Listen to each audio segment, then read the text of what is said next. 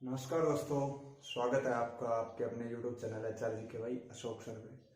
तो कुछ बच्चों की डिमांड थी कि सर मैथ्स के कुछ टॉपिक जो इम्पोर्टेंट है ना तो इसके लिए वो करवा जाएं, तो उसी के रिगार्डिंग आज हम पहला टॉपिक स्टार्ट करने वाले हैं स्टैटिक्स का। हरियाणा के किसी भी एग्जाम को आप कभी भी उठा के देख लेना, एक क्वेश्चन या दो क्वेश्चन डायरेक्ट स्टैटिक्स से पूछ जाते हैं। और ओवरऑल मैथ की बात करें तो कई बार तो 3 से 4 क्वेश्चन ही हो जाते हैं, क्योंकि काफी चैप्टर हैं जो इससे मिलते जुलते हैं या जिनके अंदर स्टैटिक्स का यूज होता है। तो इस वजह से स्टैटिक्स टॉपिक अपने आप में बहुत इंपॉर्टेंट हो जाता है हरियाणा के किसी भी एग्जाम से रिलेटेड। और स्टैटिक्स के अंदर हम पढ़ेंगे क्या, तो पहली चीज हम स्टैटिक्स के अंदर पढ़ेंगे वो पढ़ेंगे मीन, माध्य। सेकंड मोड, हिंदी में बात करूं तो बहुलक। थर्ड मीडियन, हिंदी में इसको बोलूं तो मैं माध्यिका। इसके बाद अगर मैं बात करूं तो उसके बाद आता है स्टैंडर्ड डेविएशन। शॉर्ट फॉर्म में अगर इसको मैं लिखूं तो स्टैंडर्ड डेविएशन। इसके अगर मैं हिंदी में बात करूं तो इसको बोलते हैं हिंदी में मानक विचलन।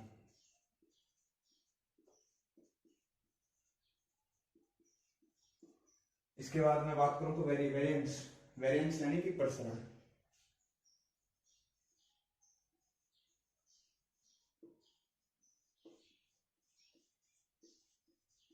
हिंदी में अगर मैं इसको बोलूं तो इसको बोलते हैं वेरिएंस को प्रसरण। तो सिक्स एक बार एक क्वेश्चन पूछ लिया गया था रेंज के ऊपर कि भाई दिए गए गिवन डाटा की रेंज बताइए, जो एक तरह से फ्री का नंबर था रेंज बताना कि भाई गिवन डाटा की रेंज बताइए। इसके अलावा एक क्वेश्चन पूछ सकता है विचलन गुणांक से। तो आज की इस एक क्लास से समझ लीजिए कि आपके स्टैटिक्स के 1, 2 या 3 जितने भी क्वेश्चन आए वो सारे आपको इतने अच्छे तरीके से बता दिए जाएंगे कि इससे रिलेटेड अगर कोई भी क्वेश्चन आएगा तो आप एग्जाम में उसको मिस नहीं करोगे। तो सबसे स्टार्टिंग में अगर हम बात करें माध्य की,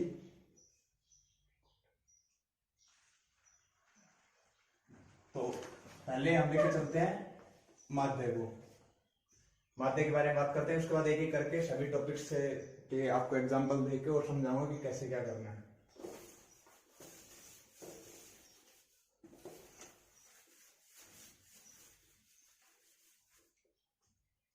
तो सबसे पहले बात करते हैं माध्य की। तो एक सिंपल सा फॉर्मूला माध्य के लिए,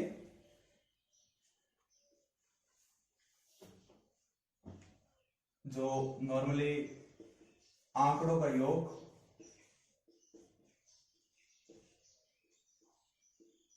आंकड़ों की संख्या। बहुत से बच्चों ने ना औसत पढ़ रखा होगा, तो औसत जैसे निकालते ना सेम वैसे की वैसे अपन लोग माध्य निकालेंगे। जैसे कि आंकड़ों का योग अपन आंकड़ों की संख्या। अब एक एग्जांपल के माध्यम से समझते हैं कि हम इस टाइप के क्वेश्चन को करेंगे कैसे। सपोज करो आपको कोई गिवन डाटा दे देगा कि भाई 3, 7, 9, 4, 3। एक सिंपल से क्वेश्चन दिया मैंने कि इस क्वेश्चन का माध्य निकालिए। तो सिंपल सी ये बात है कि इसमें कितने डाटा हैं, तो 1, 2, 3, 4, 5 एंड 6, यानी कि इसके अंदर डाटा कितने हैं, 6। तो इस क्वेश्चन के अंदर आंकड़ों की संख्या कितनी होगी, 6। आंकड़ों के योग की बात करें तो गिवन डाटा क्या क्या है, 3 plus 7 plus 9 plus 4 plus 3 plus 7। तो मीन को एम से डिनोट किया जाता है, या फिर आप आपकी मर्जी है किसी से डिनोट कर लो। एम जरूरी नहीं है कि भाई बस नॉर्मली अगर आप बुक्स में देखोगे तो एम से डिनोट किया हुआ मिलेगा। ये सिर्फ एक रिप्रेजेंटेटिव है, इसको लिखने का तरीका है कि भाई माध्य को कैसे लिख रहे हैं। और इसके अलावा एम कुछ भी नहीं है। तो एम क्या आ जाएगा इसका, अगर हम जोड़ करें तो 3, 7, 10, 9, 19, 4, 23, 3, 26 और 7, 33। तो यानी कि आ जाएगा 33/6। अगर मैं इसको सोल्व करूँ तो 6 पंजे 30, 5.5 इसका माध्य आ जाएगा। कोई भी डाटा दे दे, किसी भी तरह का डाटा दे दे, कोई दिक्कत नहीं है। सिंपल सा क्या काम करना है, जितने भी आंकड़े आपको दिए गए हैं उनका जोड़ कर देना है, जितने आंकड़ों की संख्या उससे भाग दे देना है। कोई भी एग्जांपल अपने ओर से करके देख लो। आई थिंक माध्य के लिए आपको ये एक एग्जांपल इनफ है, इतना कोई जैसे कि ज्यादा टिपिकल और हार्ड ये माध्य निकालना था नहीं, तो इसके ऊपर ज्यादा टाइम खराब करने का कोई मतलब नहीं है। तो बात करते हैं अभी नेक्स्ट के ऊपर।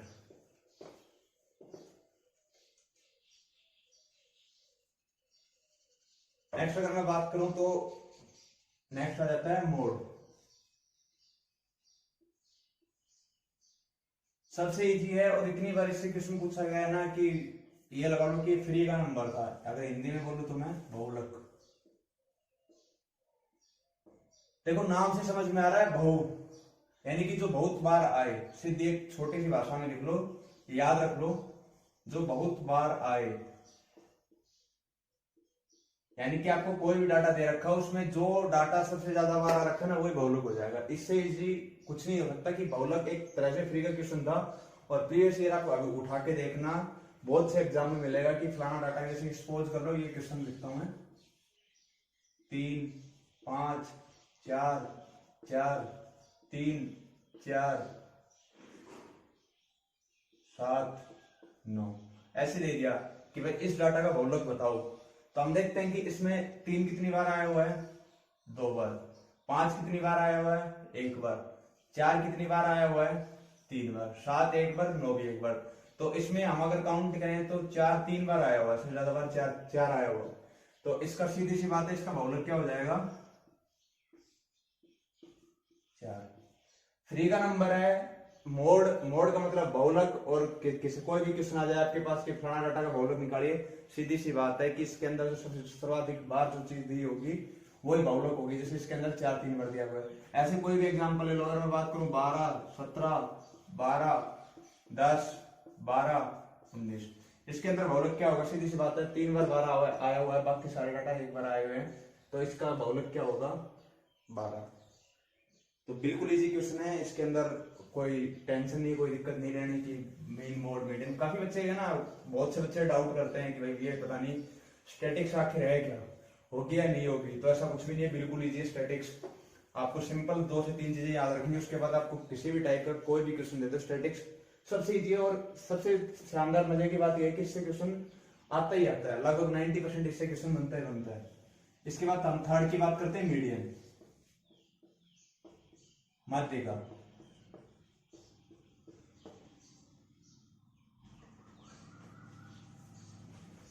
तो माध्यिका की अगर मैं बात करूं तो माध्यिका कुछ भी नहीं है, आपको कोई भी डाटा सुना, वैसे क्वेश्चन से आएगा। आपको एक तरह से एग्जांपल में समझाता हूं। सपोज कर लो मैंने आपको ये डाटा दे दिया 3 5 9 2 1 11, आपको ये डाटा दे दिया और बोल दिया इसका मीडियन निकालो या माध्यिका निकालो। कोई दिक्कत नहीं है, अगर इस टाइप का क्वेश्चन दे दे तो सबसे पहला आपको काम क्या करना है, या तो इसको आरोही या अवरोही क्रम में लिखो। किसमें, आरोही या अवरोही क्रम में लिखो। और आप सभी को आई थिंक इतना तो आता है कि भाई आरोही क्रम क्या होता है, अवरोही क्रम क्या होता है। तो अगर मैं इसको आरोही क्रम में लिखूं तो 1, इसके बाद 2 3 5 9 और 11।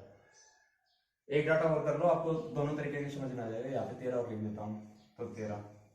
आपको कुछ नहीं करना, अगर मीडियन की बात करें, एक संख्या इधर से कट करो, एक इधर से कट करो, एक इधर से कट करो, एक इधर से कट करो, एक इधर से कट करो, एक इधर से कट करो, लास्ट के अंदर जो संख्या बच जाएगी वो आपको मीडियन हो जाएगा। कुछ भी चीज नहीं है, फ्री का नंबर मिलेगा आपको एग्जाम के अंदर। अगर मीडियन निकालना आ गया तो कुछ नहीं करना, माध्यिका निकालना आ गया तो एक संख्या इस साइड से कट करो, एक इस साइड से कट किया, फिर एक इस साइड से, फिर एक इस साइड से। कहने का मतलब है जो बीच की संख्या होगी ना वो मीडियन होती है हमेशा। नाम से समझ में आ रहा है, मीडियन, जो बीच के अंदर हो, जो मीडियम हो वही इसका मतलब मीडियन हो गया, माध्यिका होगी। अभी एक इसमें थोड़ा सा ना एक क्वेश्चन बन जाता है कि अगर ये तो सर जी 5 या 7 डाटा थे, तो 3 इस साइड के काट दिए, 3 इस साइड के काट दिए, तो बीच का आ गया वो हमने लिख दिया। अगर 5 डाटा या अगर 4 या 6 डाटा हो तो ऐसे नहीं कि सम संख्या के अंदर डाटा हो, जैसे कि मैं इसके अंदर 13 डाल दूं, तो वो काम तो सेम करना ही है हमको कि भाई इसको आरोही या अवरोही क्रम में लिखो। वो आपकी मर्जी है किसमें लिखो, 1 2 3 5 9 और 11। सेम काम करना है, कोई खास नहीं करना। एक इस साइड से काटा, 11 इस साइड से, 2 इस साइड से, 9 इस साइड से। अब बीच में अगर दो डाटा बच जाते हैं तो कुछ नहीं करना, दोनों का सम कर दो और उसको 2 से डिवाइड कर दो, ये आ जाएगी माध्यिका। इन दोनों का जोड़ 8 बटे, तो इस क्वेश्चन की माध्यिका क्या आ गई 4।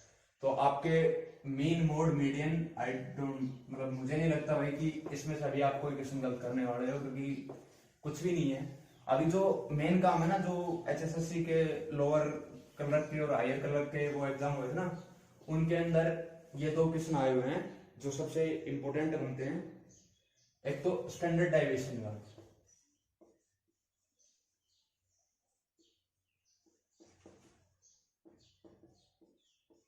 हिंदी में बात करो तो मानक विचलन का,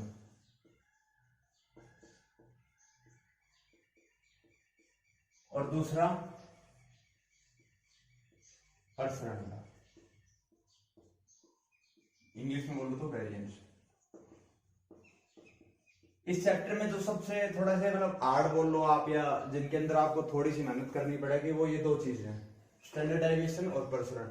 एचएसएससी के अंदर करीब 4 से 6 बजे क्वेश्चन आ चुके हैं, तो इस वजह से ये थोड़े इंपॉर्टेंट हो जाते हैं। अदरवाइज ये नॉर्मली हरियाणा पुलिस के में तो मीन मोड मीडियन तक यही क्वेश्चन आ लेगा, लेकिन अगर ये भी आ जाए जो स्टैंडर्ड डेविएशन यानी मानक विचलन और प्रसरण की बात करें, तो अभी देखिए मैं आपको प्रीवियस ईयर का एक क्वेश्चन ही करवाता हूँ उसके अंदर, और उसी से आपको बात करते हैं कि cricket in cricket team question है ये भाई।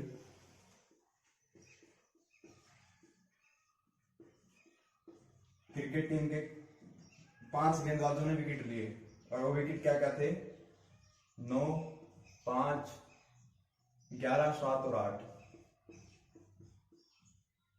तो इसका हमें मानक विचलन निकालना। ये क्वेश्चन था भाई साहब आपके पास कि क्रिकेट के खिलाड़ियों ने 5 गेंदबाजों ने ये विकेट लिए हैं, इसका मानक विचलन निकालिए। कुछ नहीं करना, सबसे पहले इसका माध्य निकालना है। माध्य आप सभी को पता है, यहाँ पे लिख देता हूं मैं, मीन। माध्य क्या आते हैं, सभी डाटा को जोड़ना, 9 + 5 + 11 + 7 + 8, और डाटा की संख्या कितने डाटा है 5, तो बटे में 5। इसको हम वैसे कैपिटल एम से डिनोट कर लेते हैं। 9 और 5 14, 7 21, 10 31, 32 और 8 40, और बटे में 5। तो इसका मीन कितना आ गया, यानी माध्य कितना आ गया 8। ये तो हमें निकालना ही पड़ेगा अगर स्टैंडर्ड डेविएशन की बात कर रहा है। इस क्वेश्चन का मानक विचलन निकालना है।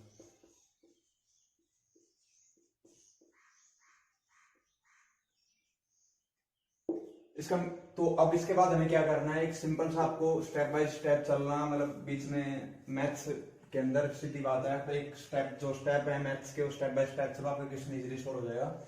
इस डाटा को हम नॉर्मली डिनोट करते हैं एक्सआई से।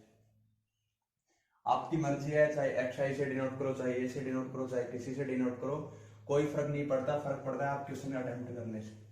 डिनोट के लिए कोई नहीं देखने वाला कि भाई आपने किसको डिनोट करा, क्योंकि हम 10वीं बार के एग्जाम तो दे नहीं रहे, इस हमें सिर्फ आंसर लाने से मतलब है। सबसे पहले इस डाटा को एक नॉर्मल सिंगल लाइन के अंदर यहाँ पे लिख लो, जैसे एक्सआई करके, क्योंकि नॉर्मली बुकों में एक्सआई लिखा रहता है, एक्सआई करके लिख लेते हैं। 9 5 11 7 और 8। अब इसके बाद बात करें तो नेक्स्ट रो में बनानी है, यहाँ पे कुछ नहीं करना, मोड xi माइनस m। अभी m क्या है, m है अपना मीन। तो अगर मैं 9 में से 8 हटाऊं तो 1, 5 में से 8 हटाऊं तो -3, और -3 का मोड 3। मोड करो या ना करो कोई फर्क नहीं पड़ता, क्योंकि बाद में हम स्क्वायर करने वाले हैं डाटा का, तो उससे कोई खास फर्क नहीं पड़ने वाला। लेकिन आप प्लस का यानी कि मोड जनरली होता है, अगर आप करना चाहो तो भी ठीक है, नहीं करना चाहो तो भी ठीक है। 11 में से 8 गए तो 3, 7 में से 8 गए तो -1, और 8 में से 8 गए तो 0। इतना काम करने के बाद सिंपली कुछ नहीं करना, इसका स्क्वायर कर देना है, xi माइनस m, इसका स्क्वायर। तो 1 का स्क्वायर करेंगे तो हम 1, 3 का स्क्वायर करेंगे तो 9, फिर 3 का स्क्वायर 9, 1 का स्क्वायर 1, और इसका स्क्वायर 0। इतना काम आई थिंक किसी भी बच्चे को दिक्कत नहीं होगी। सिंपली कुछ खास नहीं किया मैंने, एक्सआई लिख लिया इधर, उसके बाद एक्सआई में जो हमने मीन निकाला था वो घटा दिया, उसके बाद सिर्फ इसका स्क्वायर किया है।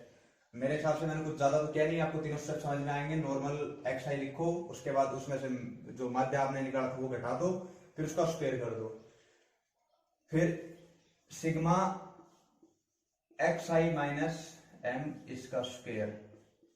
सिग्मा का मतलब कुछ खास नहीं है, ये घबराना मत कि ये साइन क्या लिख दे क्या नहीं। इन सभी को अगर किसी कंबाइंड डाटा का अगर जोड़ करते हैं ना तो उसको सिग्मा से डिनोट कर देते हैं कि भाई ये डाटा है, इसके सभी डाटा का जोड़ करना है तो उसको इस टाइप से हम डिनोट कर सकते हैं। यानी कहने का मतलब है सभी का जोड़ भी क्या कहलाता है, ये कहलाता है। तो इन सबको जोड़ देंगे तो 9 9 18 2 20, 18 और 2 20, तो इस सबका जोड़ क्या आ गया, ये 20। अब देखो प्रसरण निकालें, अगर हम प्रसरण की बात करूं मैं, तो प्रसरण तो होता है sigma x i minus M का स्क्वायर बटे आंकड़ों की संख्या, सॉरी,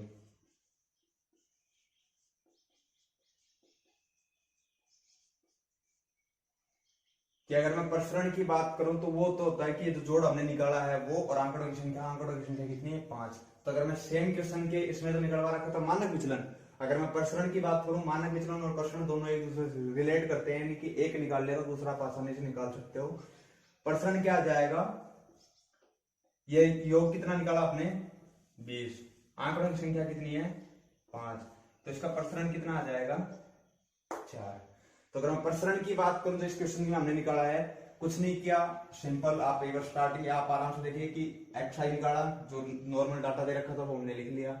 दूसरा एक्स आई में से जो माध्य हमने स्टार्टिंग में निकाला था ये जो एम है, उसके बाद प्रसरण निकाल लिया। उसके बाद हम क्या निकालना था इस क्वेश्चन का, स्टैंडर्ड डेविएशन। तो स्टैंडर्ड डेविएशन निकालना है तो कुछ नहीं करना, बस आपको, जिसमें यहां से थोड़ा रुक कर लेना, अगर मैं बात करूं एस डी की स्टैंडर्ड डेविएशन का, तो स्टैंडर्ड डेविएशन होता है प्रसरण का वर्गमूल।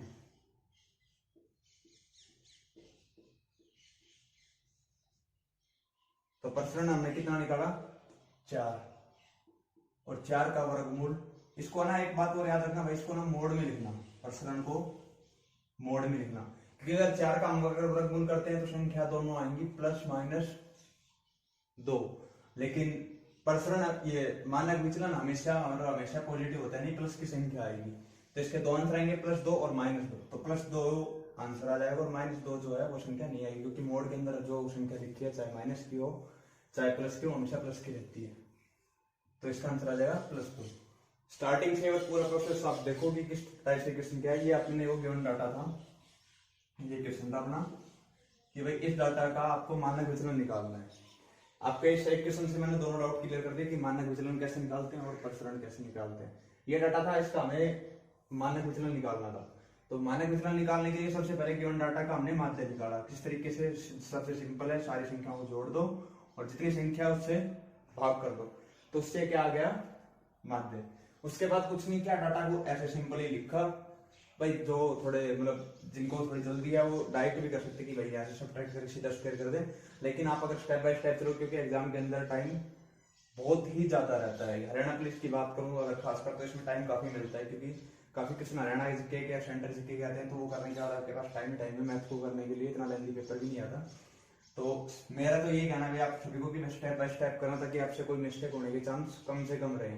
सबसे पहले सिंपली डाटा को ऐसे कि भाई क्रम वाइज लिख लेना, उसके बाद उसके अंदर से कुछ नहीं किया, बस माध्य को सब्ट्रैक्ट करना है। जैसे माध्य 8 है तो 9 में 60 गया तो 1, उसके बाद भी कुछ नहीं करना। उसके बाद सिंपल इसका स्क्वायर करना है, स्क्वायर करके इन सारे डाटा को यहाँ पे जोड़ दो।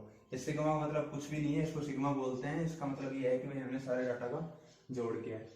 फिर सारे डाटा को जोड़ करके अगर आंकड़ों की संख्या से आप विभाजित कर देते हो तो उसके बाद आपके पास आ जाता है प्रसरण। अगर प्रसरण की बात करूं तो इस डाटा का या इस क्वेश्चन का प्रसरण कितना आ गया 4। प्रसरण और मानक विचलन के अंदर एक संबंध होता है, जो ये है कि प्रसरण मानक विचलन प्रसरण का वर्गमूल होता है। अगर मैं आपको क्वेश्चन के लिए अगर इसका मैं डायरेक्ट फॉर्मूला बताऊं कि भाई बिना प्रसरण निकाले आप जैसे कि कैसे निकाल सकते हो, तो वो एक ही बात होगी। उसका फॉर्मूला भी मैं एक बार आपके सामने लिख देता हूँ कि किस तरह से ये आप मतलब डायरेक्ट निकाल सकते हो। अगर मानक विचलन की बात करूं मैं, आपको जो बुक में फॉर्मूला मिलेगा वो बुक में फॉर्मूला मिलेगा ये sigma x i minus m mod इसका whole square by number of data, और ये सारा वर्गमूल के अंदर। आप एक बार सोच के देखो कि ये अंदर वाली संख्या क्या बन रही है, प्रसरण बन रही है, तो प्रसरण का अगर वर्गमूल कर देंगे तो मानक विचलन आ जाएगा। बुक्स के अंदर आपको ये चीज लिखी हुई मिल सकती है, तो कंफ्यूज मत होना, बस सीधी सी की बात है। एक टाइप से हमने दोनों चीज कर ली। मैं आपको एक किस्म की प्रैक्टिस और करवाता हूँ, जिससे आपको बिल्कुल क्लियर हो जाएगा कि वे प्रसरण और मानक विचलन हम किसी भी क्वेश्चन का कैसे निकालते हैं। थोड़ा सा कंफ्यूजिंग है ये, मतलब कंफ्यूजिंग तो क्या, अगर आप स्टेप बाय चलोगे ना, स्टेप बाय स्टेप चलोगे तो कोई दिक्कत कहीं नहीं होने वाले आपको। एक सेकंड क्वेश्चन और है जो आपको अभी मैं करवाता हूँ।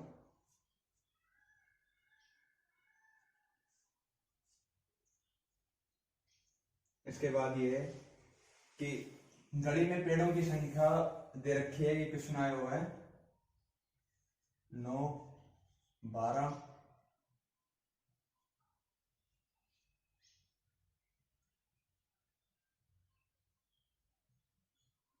9, 4, 8, 6, 12 और उसके बाद 5, 5, 10। ये आपको गिवन डाटा दे रखा है और इसका हमें मानक विचलन निकालना है। तो अगर डाटा की बात करूं तो डाटा दे रखा अपने को ये है। मानक विचलन निकालने के लिए सबसे पहला स्टेप क्या था, हम इस डाटा क्या निकालेंगे, माध्य। माध्य को मैं से डिनोट कर रहा हूँ, कहीं पे एक्स बार में मिलेगा, एम में मिलेगा, या सीधा माध्य लिखा भी मिल सकता है। तो ये कुछ भी नहीं है, सिर्फ माध्य निकाल के उसको सिंपली लिख रखा है, तो इससे कंफ्यूजन नहीं होना है कि भाई ये एम क्या लिख दिया। नॉर्मली क्या है कि हमें माध्य निकालना, आपको जैसे चाहिए वैसे डिनोट कर लो, जरूरी नहीं है कि आप भी एम में लिखो। तो इसका माध्य क्या जाएगा, 12 और 9 21 और 9 30, 4 34, 8 42, 6 48, 50 60 70 और 80। यानी आंकड़ों का योग कितना आ गया, 80। आंकड़ों की संख्या कितनी है, 3 3 6 3 3 9 और 10। तो इसका सिंपली माध्य कितना आ गया, 8।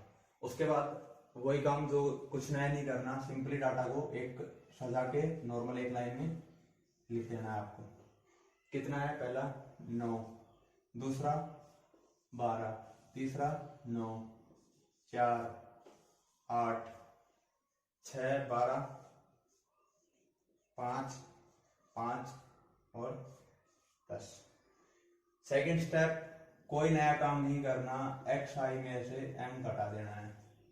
एम कितना है, 8। 9 में से 8 गए तो 1, 12 में से 8 गए तो 4, 9 में से 8 गए तो फिर से 1, 4 में से 8 गए तो -4, लेकिन उसका मोड 4, 8 में से 8 गए तो 0, 6 में से 8 गए तो -2, उसका मोड फिर से 2। इसी तरह 12 में से 8 गए तो 4, 5 में से 8 गए तो 3 3 और 2। कोई नया काम नहीं किया, सिर्फ इसको सिंपली इसके अंदर से मैंने डाटा को उठा के लिख लिया। उसके बाद कुछ नया काम नहीं करना, फिर से इसका सिर्फ simply x i minus M, इसका कर देना है आपको स्क्वायर। तो 1 का स्क्वायर 1, 4 का स्क्वायर 16, 1 का स्क्वायर फिर से 1, 4 का स्क्वायर 16, 0 का स्क्वायर 0, 2 का स्क्वायर 4, 4 का स्क्वायर 16, 3 का स्क्वायर 9, फिर से 3 का स्क्वायर 9 और 2 का स्क्वायर 4। कुछ नहीं किया, नॉर्मली सिंपली जो डाटा दे रखा था वो ये लिख रखा था। उसमें से जो माध्य हमने निकाला था उसको माइनस कर दिया, फिर जो माध्य निकाला था इस मतलब जो ये हमें माइनस करने के बाद जो डाटा मिला था इसका स्क्वायर कर दिया। नेक्स्ट इसके बाद हम क्या लिखेंगे, इस सब का जोड़, यानी कि sigma x i minus M का होल स्क्वायर। और ये जोड़ कितना आएगा, 17 18 28 34 4 38 6 44 10 54 4 58 और 9 67 और 9 76। दोबारा काउंट कर लेते हैं, कहीं मिस्टेक तो नहीं होगी। 17 34 4 38 6 44 10 54 9 63 और 9 72 और 4 76। उसके बाद हम बात करें तो प्रसरण की,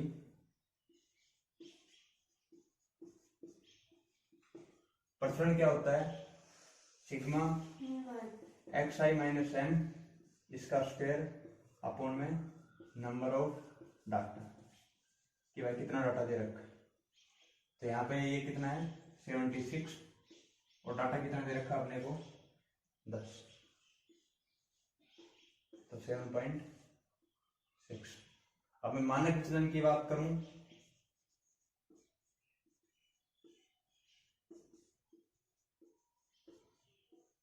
तो 7.6 का बराबर कुछ नहीं किया, गिवन आपको डाटा होगा उसके अंदर से सबसे पहले उसका माध्य निकाल लेना है जो हमने यहाँ पे निकाल रखा है।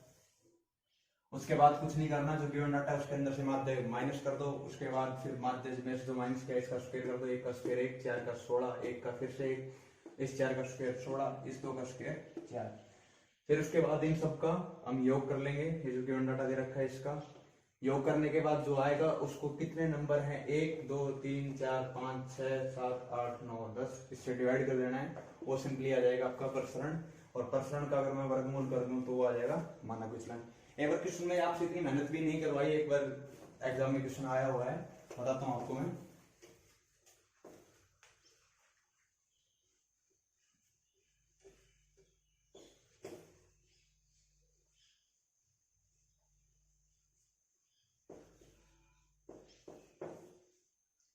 उसके अंदर सीधा ये दे दिया था कि भाई एक डाटा का मानक विचलन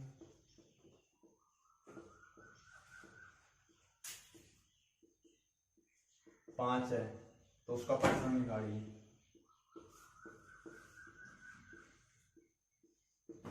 ये आ गया। तो हमें पता है कि प्रसरण क्या होता है, मानक विचलन मानक विचलन क्या होता है, प्रसरण का वर्गमूल।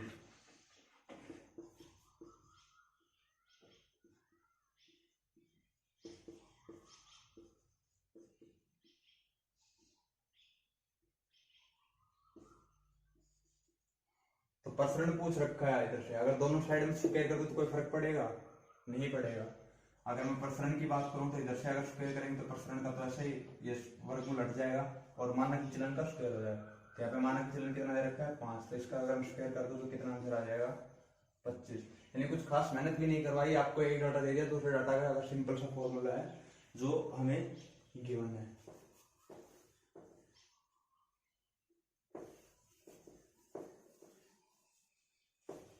इसके बाद नेक्स्ट क्वेश्चन की मैं अगर बात करूं तो विचलन गुणांक की बात करूं तो विचलन गुणांक के बारे में बात करते हैं। अगर आप पूछ कर क्वेश्चन एक मैं आपको करके वो दिखाता हूं किस टाइप से क्वेश्चन बनता है उससे। विचलन गुणांक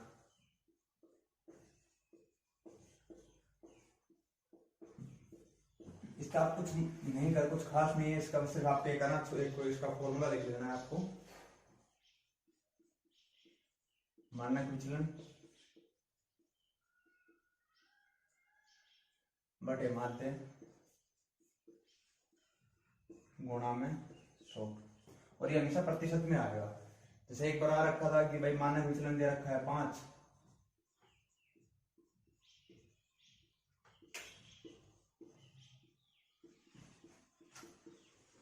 माध्य दे रखा है 15 और उसका विचलन गुणांक की बात कर रखी थी। तो बिल्कुल सिंपल है आपको कि जैसे कि मानक विचलन आप देख सकते हो 5 दे रखा है, माध्य कितना दे रखा है 15 और गुणा में 100, तो 5 दिया 15 और 100 को 3 से भाग करो कितना आ जाएगा 33.33। हरियाणा में HSSC ने ये क्वेश्चन तो पूछा नहीं है, लेकिन ये स्टैटिक्स का ही पार्ट था, तो जब अपन ने सारे पार्ट कर लिए तो इसे एक छोटी चीज को क्या छोड़ना, क्या पता आपके बार इसी से रिलेटेड कोई क्वेश्चन देते आपके एग्जाम के अंदर। तो कुछ नहीं है, बस एक छोटा सा एक फॉर्मूला है मेनली ये, तो इसको आप एक बार अच्छे से नोट कर लेना। मानक विचलन बटे माध्य गुणा में 100 होता है विचलन गुणांक। ये छोटी चीज याद रहेगी आपको और इतना डाटा मिलेगा आपको कि एक ये 2 डाटा दे दिए जाएंगे और पूछ लेगा भाई गिवन इसका ये विचलन गुणांक याद करो। एक लास्ट चीज और है छोटी सी, वो आपको बताता हूँ। एक जो लास्ट फॉर्मूला है जो डायरेक्ट है, उसके बाद फिर अपना स्टैटिक्स हो जाएगा लगभग क्या सारा कंप्लीट हो गया उसके बाद तो, क्योंकि माध्य माध्य का बहुलक और विचलन और मानक वो प्रसरण और मानक विचलन के बारे में हम बात कर चुके हैं। एक ही लास्ट है बहुलक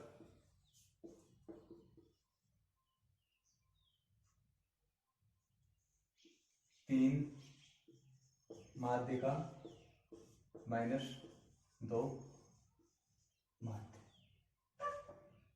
कुछ भी नहीं है ये सिर्फ एक फॉर्मूला है कि अगर भाई कोई भी आपको गिवन डाटा दे रखा है, अगर उसके आप ये सब निकालोगे माध्य, माध्यिका और घोलक, तो उनके अंदर ये रिलेशन पाया जाएगा, मतलब वो एक दूसरे से इस तरह से रिलेट करेंगे। अगर किसी का घोलक 5 दे रखा है और माध्यिका अगर 3 आ जाए तो 3 गुणा में 3 -2 माध्य, तो 9 - 5 -4, -4 और -2 माध्य, और माध्य फिर कितना आ जाएगा यहाँ से 2। सिंपली कुछ नहीं करना आपको, सिर्फ एक छोटा सा फॉर्मूला याद रखना है कि बहुलक किसके बराबर होता है, 3 माध्यिका -2 माध्य। काफी इंपोर्टेंट है ये कि अगर क्वेश्चन में दे दे कि भाई एक गिवन डाटा का बहुलक कितना दे रखा है, माध्य इतना दे रखा है, तो उसकी माध्यिका निकालो। अगर इन 3 में से मैं आपको कोई भी डाटा दे दूं तो आप थर्ड डाटा इजीली निकाल सकते हैं। तो ये काफी इंपोर्टेंट है, इससे भी क्वेश्चन नहीं आया है, लेकिन स्टैटिक्स के अंदर सिर्फ एक आखिरी चीज बचती थी। तो मैंने आपको HSSC के अंदर जो आज तक नहीं आई है वो 2 चीज कराई है, एक तो विचरण गुणांक और एक ये फॉर्मूला, जिससे क्वेश्चन अभी तक तो नहीं बना, लेकिन क्या पता बन जाए आपकी बार, तो रिस्क नहीं लेना। तो इसलिए ये 2 फॉर्मूले भी आप नोट करना और इनके क्वेश्चंस की प्रैक्टिस करना। और इनके क्वेश्चन से रिलेटेड की जो क्वेश्चंस की PDF है ना, वो टेलीग्राम चैनल पे प्रोवाइड करा दी जाएगी। तो कैसा लगा आज का लेक्चर, वीडियो के कमेंट बॉक्स में जाके जरूर बताना। और इतना एफर्ट और मेहनत करते हैं आप लोगों के लिए, तो प्लीज है ना लाइक और मतलब कमेंट करके ना थोड़ा सा हौसला अफजाई करो कि नेक्स्ट टाइम आपके लिए कोई बेटर कंटेंट लेके आए। Thank you. अगर अच्छी लगी वीडियो तो लाइक जरूर करना।